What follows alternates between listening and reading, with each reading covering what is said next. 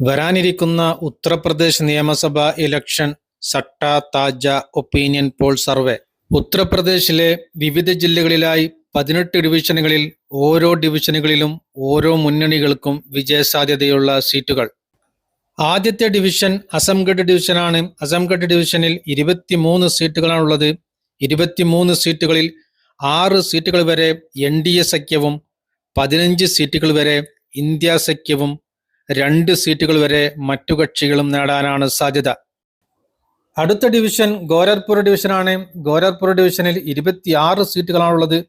26 സീറ്റുകളിൽ 16 സീറ്റുകൾ വരെ NDA സഖ്യവും 8 സീറ്റുകൾ വരെ ഇന്ത്യ സഖ്യവും 2 സീറ്റുകൾ വരെ മറ്റു കക്ഷികളും നേടാനാണ് സാധ്യത. അടുത്ത ഡിവിഷൻ ഝാൻസി ഡിവിഷനാണ്. ഝാൻസി ഡിവിഷനിൽ 13 സീറ്റുകളാണുള്ളത്. 13 സീറ്റുകളിൽ 8 സീറ്റുകൾ വരെ NDA സഖ്യവും 5 സീറ്റുകൾ വരെ ഇന്ത്യ സഖ്യവും നേടാനാണ് സാധ്യത. അടുത്ത ഡിവിഷൻ ലക്നൗ ഡിവിഷനാണ്. ലക്നൗ ഡിവിഷനിൽ 34 സീറ്റുകളാണുള്ളത്. 34 സീറ്റുകളിൽ 15 സീറ്റുകൾ വരെ NDA സഖ്യവും 16 സീറ്റുകൾ വരെ ഇന്ത്യ സഖ്യവും 3 സീറ്റുകൾ വരെ മറ്റു കക്ഷികളും നേടാനാണ് സാധ്യത.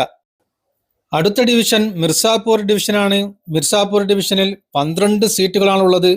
12 സീറ്റുകളിൽ 6 സീറ്റുകൾ വരെ NDA സഖ്യവും 6 സീറ്റുകൾ വരെ ഇന്ത്യ സഖ്യവും നേടാനാണ് സാധ്യത.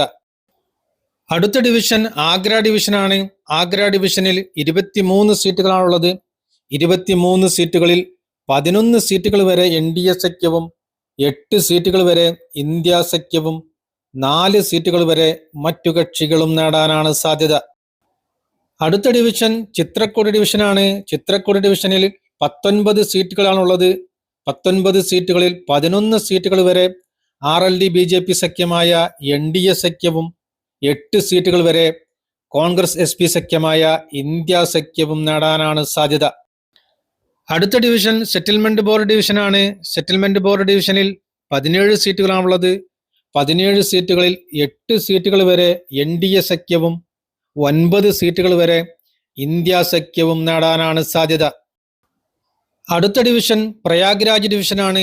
പ്രയാഗ്രാജ് ഡിവിഷനിൽ 27 സീറ്റുകളാണുള്ളത്. 27 സീറ്റുകളിൽ 10 സീറ്റുകൾ വരെ NDA സഖ്യവും 15 സീറ്റുകൾ വരെ ഇന്ത്യ സഖ്യവും 2 സീറ്റുകൾ വരെ മറ്റു കക്ഷികളും നേടാനാണ് സാധ്യത. അടുത്ത ഡിവിഷൻ ബറേലി ഡിവിഷനാണ്. ബറേലി ഡിവിഷനിൽ 26 സീറ്റുകളാണുള്ളത്. 26 സീറ്റുകളിൽ 14 സീറ്റുകൾ വരെ NDA സഖ്യവും 11 സീറ്റുകൾ വരെ ഇന്ത്യ സഖ്യവും 1 സീറ്റ് മറ്റു കക്ഷികളും നേടാനാണ് സാധ്യത. അടുത്ത ഡിവിഷൻ ദേവി പാട്ടൽ ഡിവിഷനാണ്. ദേവി പാട്ടൽ ഡിവിഷനിൽ 21 സീറ്റുകളാണുള്ളത്. 21 സീറ്റുകളിൽ 8 സീറ്റുകൾ വരെ NDA സഖ്യവും 11 സീറ്റുകൾ വരെ ഇന്ത്യ സഖ്യവും 2 സീറ്റുകൾ വരെ മറ്റു കക്ഷികളും നേടാനാണ് സാധ്യത. അടുത്ത ഡിവിഷൻ കാൺപൂർ ഡിവിഷനാണ്. കാൺപൂർ ഡിവിഷനിൽ 20 സീറ്റുകളാണുള്ളത്. 20 സീറ്റുകളിൽ 9 സീറ്റുകൾ വരെ NDA സഖ്യവും 10 സീറ്റുകൾ വരെ ഇന്ത്യ സഖ്യവും 1 സീറ്റ് മറ്റു കക്ഷികളും നേടാനാണ് സാധ്യത. അടുത്ത ഡിവിഷൻ മീററ്റ് ഡിവിഷനാണ്. മീററ്റ് ഡിവിഷനിൽ 28 സീറ്റുകളാണുള്ളത്. 28 സീറ്റുകളിൽ 15 സീറ്റുകൾ വരെ NDA സഖ്യവും 11 സീറ്റുകൾ വരെ ഇന്ത്യ സഖ്യവും 2 സീറ്റുകൾ വരെ മറ്റു കക്ഷികളും നേടാനാണ് സാധ്യത. അടുത്ത ഡിവിഷൻ ഫൈസാബാദ് ഡിവിഷനാണ്. ഫൈസാബാദ് ഡിവിഷനിൽ 27 സീറ്റുകളാണുള്ളത്.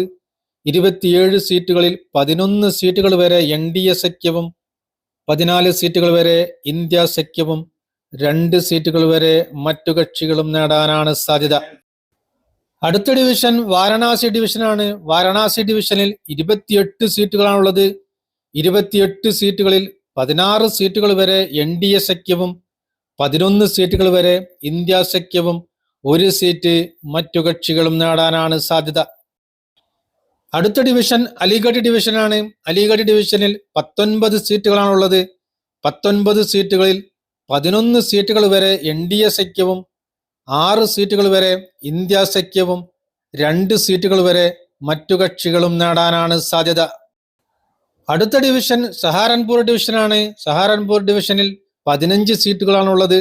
15 സീറ്റുകളിൽ 5 സീറ്റുകൾ വരെ NDA സഖ്യവും 10 സീറ്റുകൾ വരെ ഇന്ത്യ സഖ്യവും നേടാനാണ് സാധ്യത. അടുത്ത ഡിവിഷൻ മൊറാദാബാദ് ഡിവിഷനാണ്. മൊറാദാബാദ് ഡിവിഷനിൽ 25 സീറ്റുകളാണുള്ളത്.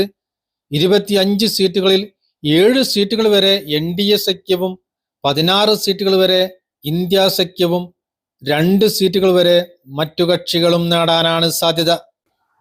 ഉത്തർപ്രദേശ് നിയമസഭയിലെ ആകെയുള്ള 403 സീറ്റുകളിൽ 187 സീറ്റുകൾ വരെ NDA സഖ്യവും 190 സീറ്റുകൾ വരെ ഇന്ത്യ സഖ്യവും 26 സീറ്റുകൾ വരെ മറ്റു കക്ഷികളും നേടാനാണ് സാധ്യത.